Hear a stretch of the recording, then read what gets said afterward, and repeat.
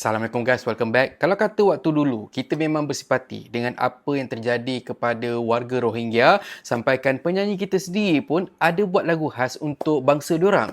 Tapi tahun demi tahun, kita makin lama makin nampak kenapa. Kita makin tahu kenapa banyak negara yang reject diorang, cumanya macam kata kita, Malaysia, kita je yang terbuka dan juga baik hati untuk terima diorang untuk berlindung dekat negara kita. Tahun demi tahun juga kita dapat tengok isu-isu sosial dan juga jenayah berkaitan dengan warga Rohingya ni. Paling baru, ada beberapa peristiwa yang berlaku dekat negara jiran berkait dengan warga Rohingya ni, yang mana dekat Indonesia, pelarian-pelarian Rohingya ni tiba dekat perairan negara tersebut dan merayu untuk dapatkan bantuan dan juga perlindungan dekat sana. Ini just sekadar info untuk korang lah. Peningkatan jumlah pelarian Rohingya selalunya daripada Cox's Bazar lah, datang ke Malaysia, Thailand dan juga Indonesia ni selalunya pada bulan November dan juga April, sebab waktu tu keadaan laut tak terlalu bergelora. Jadinya dorang ambil kesempatan ni untuk lari daripada negara dekat mana yang dorang berada pada waktu tu untuk tiba dekat negara-negara, dan selalunya dorang akan pilih negara-negara Islam. Ikutkan berita yang aku baca dan aku terima, sebahagian besar dari pelarian-pelarian Rohingya ni bila kata masuk ke perairan Indonesia, dorang tak diterima dan dorang dihalau keluar balik daripada perairan negara tersebut. Dan dalam beberapa hari ni kecoh gila bila kata ada sebahagian dari pelajar Universiti Aceh Indonesia yang pergi serbu kawasan perlindungan warga Rohingya ni dekat sana. Dekat dalam satu video yang viral ni, kita boleh tengok kumpulan yang terdiri dari ratusan pelajar ni diserbu kawasan bawah tanah satu bangunan yang menempatkan warga Rohingya yang berlindung. Kita dapat tengok dekat dalam video ni pelarian Rohingya yang takut dan juga sedih sebab tak diterima dekat negara tersebut. Aku difahamkan juga disebabkan serbuan dan juga protes yang dibuat oleh pelajar-pelajar Aceh ni semakin mendapat perhatian dan semakin ramai yang datang dekat tempat kejadian, pihak berkuasa tempatan ambil keputusan untuk mengalihkan dan juga bawa warga-warga Rohingya ni pergi berlindung dekat tempat yang lain. Apa yang bakal aku cakap ni sebenarnya bertentangan dengan prinsip yang aku pegang. Tapi untuk warga Rohingya ni, kalau kata kita buat keputusan untuk bawa diorang, kita panggil diorang berlindung dekat negara kita, aku rasa itu ialah satu keputusan yang agak berisiko dan akan mendatangkan masalah kepada negara yang melindungi mereka sebenarnya. Dia masalahnya bukan datang dari ancaman luar tu, tapi sebenarnya ancaman dari warga Rohingya tu sendiri. Kita sendiri boleh nampak masalah-masalah yang berlaku dekat Malaysia. Ada yang cuba untuk tuntut satu kawasan khas untuk warga diorang saja.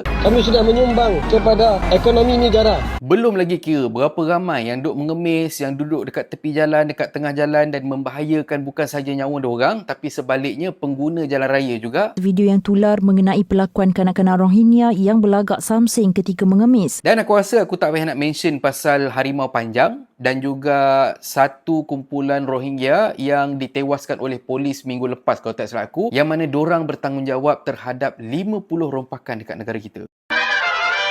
Tindakan warga Indonesia ni pada aku memang satu tindakan yang aku nampak dorang sebenarnya cuba untuk melindungi dan juga menjaga kedaulatan negara sendiri, yang mana kita tahu warga Indonesia adalah antara warga yang sangat cintakan negara diorang. Kita sendiri boleh tengoklah dekat sana, siapa-siapa pun, mana-mana bangsa pun, kalau kata kau warga negara Indonesia, engkau wajib yang pertama kena pakai nama berasaskan Indonesian. Sebab itu kita tengok sebagai contoh Chinese dekat sana menggunakan nama memang sebiji macam orang Indonesia, dan kau kena faham dan wajib fasih berbahasa Indonesia. Kalau kata dekat Malaysia ni lah kan, kalau kata kena getak sikit pun dengan immigration Malaysia sebab tak gerti nak cakap bahasa Melayu, terus berjela dia punya coretan dia dekat social media benda semua tu sambil mengatakan, oh kalau kata I tak tahu bahasa Melayu maksudnya I bukan Malaysia lah. Kepala otak dia lah.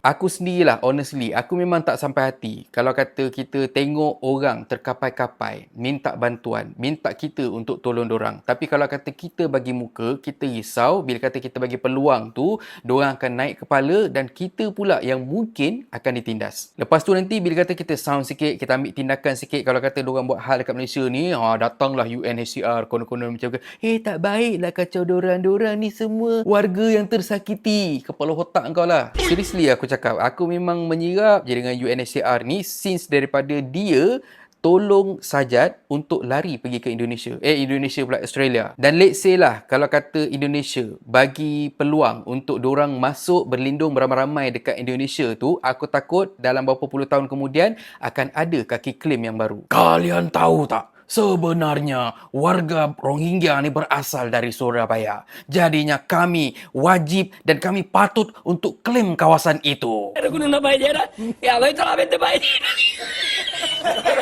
Yes, aku faham. Bukan semua warga Rohingya yang macam tu. Memang ada yang baik-baik dan sebenarnya memang ramai. Cuma masalahnya sekarang ni kita tak nak ambil risiko dan hanya disebabkan kita berharap mereka yang datang ke perairan kita, tak kisahlah mana-mana negara pun, diorang ni orang yang baik, memang mustahil lah kan?